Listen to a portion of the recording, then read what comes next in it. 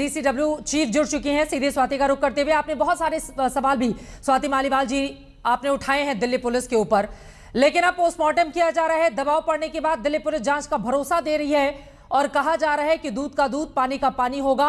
आरोपियों को कड़ी से कड़ी सजा दिलाने का काम करेगी पुलिस। उम्मीद बनती है क्या इससे? देर आए दुरुस्त भी आए, या आपको लग रहा है कि अभी भी कुछ ऐसा है दिल्ली पुलिस पूरे मामले में कहीं ना कहीं कुछ छिपाने की कोशिश कर रही है? जी, सबसे पहले तो ये कहना चाहूंगी कि जिस समय पूरा देश हैप्पी न्यू ईयर सेलिब्रेट कर रहा था, उस समय एक 20 साल की लड़की को इतने ज्यादा घिनौने क्राइम के साथ उसको जूझना पड़ा और उसमें उसकी मौत तक हो गई। बहुत ही ज्यादा शर्मनाक ये घटना है और मेरे हिसाब से पूरी इंसानियत को एक तरीके से ये घटना शर्मसार करती है। इस लड़की के साथ इतना बुरा करा गया, 12 किलोमीटर तक इसका शरीर घसीटा गया और पूरे 12 किलोमीटर के बीच में कोई पीसीआर नहीं थी, कोई चेक पोस्ट नहीं थी। दिल्ली पुलिस क्या इंतजाम करती है न्यू ईयर ईव के दिन, जिसमें उनको पता ही नहीं चलता कि 12 किलोमीटर तक लड़की को घसीटा गया है। उसकी नग्न डेड बॉडी सड़क से मिली है और दिल्ली पुलिस ये कहती है कि नहीं, वो जो आदमी है उन्होंने एक हिट एंड रन केस कर दिया, उन्हें पता नहीं चला, लड़की चपेट में आ गई गाड़ी के और म्यूजिक बड़ा तेज बज रहा था इसलिए उन लोगों को नहीं पता चला।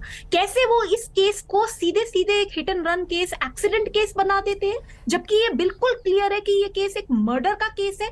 12 किलोमीटर तक उन लड़कों को पता ही नहीं चला कि उनकी गाड़ी के नीचे एक लड़की है।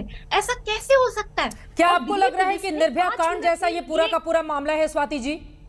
दिल्ली पुलिस ने 5 मिनट में ये कंक्लूजन निकाल लिया कि लड़की के साथ कोई सेक्सुअल हैरेसमेंट नहीं हुआ, कोई रेप नहीं हुआ। अरे अभी तो पोस्टमार्टम की रिपोर्ट भी नहीं आई, हो सकता है लड़की के साथ रेप हुआ हो, और अगर रेप नहीं भी हुआ, हो सकता है लड़की के साथ सेक्सुअल हैरेसमेंट हुआ हो। वो अकेले चल रही थी, ये आदमी नशे में धुत थे, हो सकता है इन्होंने छेड़छाड़ करने की कोशिश करी हो, लड़की के साथ कुछ अभद्र करने की कोशिश की हो, उसने प्रोटेस्ट किया हो और उन्होंने गुस्से में इस तरीके का काम किया हो। तो दिल्ली पुलिस का पूरा इस केस को लेके जो रवैया है मेरे हिसाब से बहुत ही शर्मनाक है। और जो ये चश्मदीद गवाहों की बातें सामने आ रही हैं कि वो 22 मिनट तक बार बार दिल्ली पुलिस को 22 बार कॉल करते रहे और उसके बाद दिल्ली पुलिस ने बोला हम आ रहे हैं।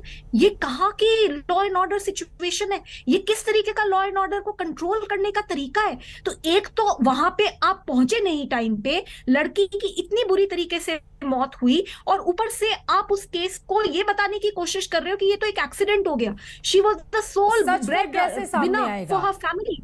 अकेली लड़की थी, पूरे परिवार को वही चलाती थी। अब इस वक्त पोस्टमार्टम हो रहा है, अपने काम पे गई थी, अपने जॉब पे गई थी, तो क्या जॉब पे जाना गुनाह हो गया लड़कियों का दिल्ली में? तो बहुत शर्म की बात है। हमने समन्स इशू करे दिल्ली पुलिस को आके ये एक्सप्लेन करना पड़ेगा। और अब जो मीडिया के माध्यम से मैं ये सारे चश्मदीद गवाहों की बातें सुन रही हूँ, इन सब के भी स्टेटमेंट्स हम अलग से रिकॉर्ड करेंगे। दिल्ली महिला आयोग अपनी भी एक इंक्वायरी करेगा और हम ये दिखाएंगे कि क्या हुआ उस समय, और अगर दिल्ली पुलिस की गलती है तो दिल्ली पुलिस के ऊपर भी कार्रवाई होना बहुत जरूरी है।